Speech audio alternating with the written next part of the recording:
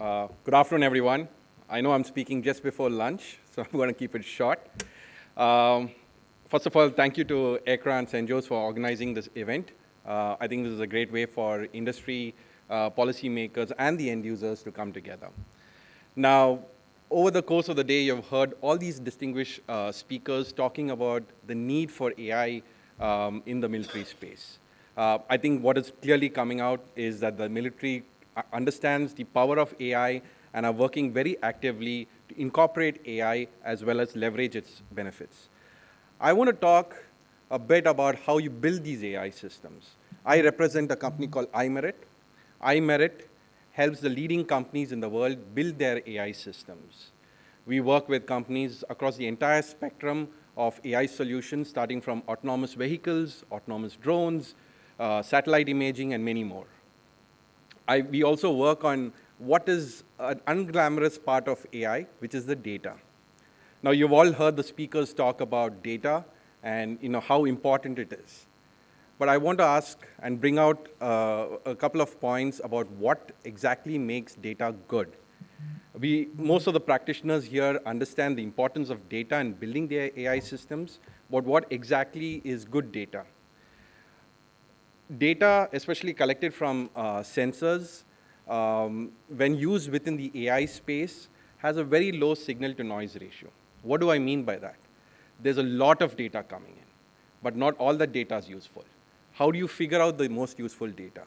That is where you need to spend dedicated effort in understanding what are called as edge cases.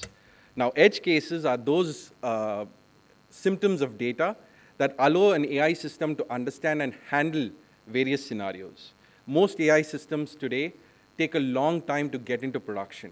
Why is that? Because it's very easy to develop a system, but to make sure that it is really functional in the real world and also able to work with humans, it requires that it handles all these various complex scenarios that all humans naturally handle.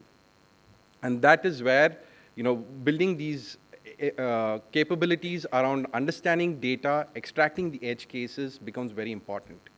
This leads me to my next point, which is around maintaining these AI systems. Now, over the course of development, you build these AI systems, you launch your vehicles, and you launch your various products around AI. But what really happens once they are deployed is that the data and the nature of their operations change. And you need to make sure that your AI systems are continuously being able to handle that change. That is where continuous development, continuous integration, these paradigms become very important. And I'm pretty sure that even in the military space, you see a lot of developing and changing scenarios, and your systems have to be reconfigured for that. The same holds good with the AI system. So how do you do that? You build very efficient data pipelines that can handle these changes and make sure that as things change, as the underlying sensor information changes or the scenario changes, you're able to quickly adapt to that. Now I want to come to another interesting area which has emerged over the last couple of months, and that's generative AI. We've all heard the benefits and the power of ChatGPT. But one important aspect of ChatGPT and the company that makes them? They don't use ChatGPT for their own customer support. Why is that? Because these systems are still evolving, and there is a lot of room for failure, for mischief. So having guardrails which are enforced and put in place by policymakers is very important. And with these guardrails, you're able to add layers of protection. You're able to handle things like bias. A very important problem, especially in countries like India, where most of the AI systems of today have been built for Western populations. So how do you handle these aspects? How do you bring them into the military space? Are very important aspects. There's another growing area of contamination and poisoning of these AI systems by using very clear and very sophisticated attack vectors. Many of these attack vectors are based on data, and it's very easy to corrupt many of these newer generative AI systems. The biggest difference of generative AI systems is they are built on this philosophy of unsupervised learning, which means there's no human who's sitting down and saying, okay, this is how you learn and understand the scenario. They just give data, and the system is supposed to learn. With that, you get increased chances for corruption and various kinds of cyber attacks.